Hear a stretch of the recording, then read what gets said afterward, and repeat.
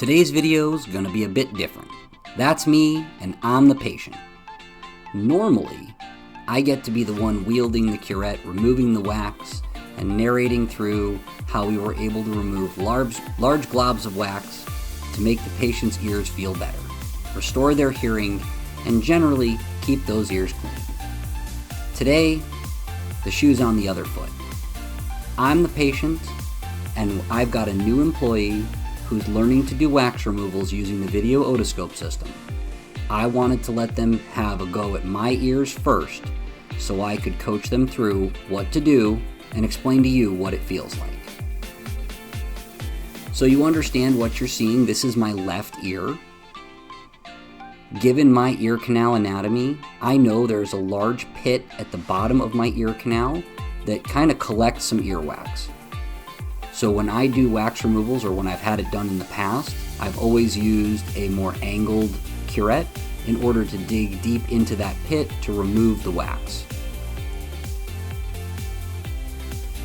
I'm letting my employee choose what type of tool they're going to use to let them get comfortable with the different tools and allow them to have an experience seeing what works best for them. Now, this is not a random employee. They are an audiologist, and they have been doing wax removals via irrigation and suction in the past. They've just never used the video otoscope system and the curette together.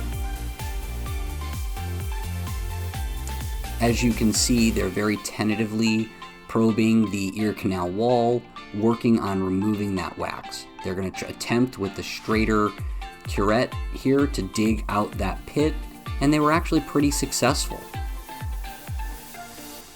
The biggest question I'm always asked is, what is this going to feel like?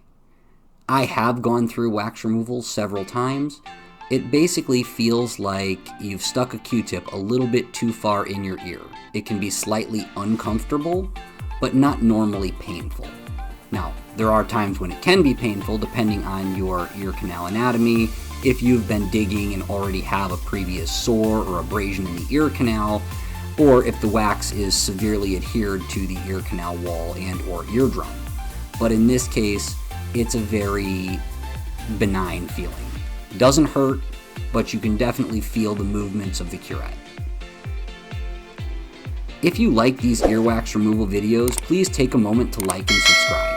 It's our goal to bring you as much content that amuses and entertains you as possible. We also want to be a little bit informative. So again, now we're going to let them switch tools to a tool that's more angled in order to get a better scrape on the side of the ear canal wall to remove that wax and get deeper into the pit portion at the bottom of my ear canal. Again, they're doing an amazing job at being very gentle. I can feel every movement of the curette, especially since I'm watching it and coaching them through it live. But it is not painful. You're going to see a very sure and swift movement here as they kind of come in and scoop everything off the side, get a large chunk out. Now that's something that is very nice to see, especially for someone's first go. They even got some assistance by the camera. Let's get that cleaned off, back in the ear, and attempt to finish this wax removal.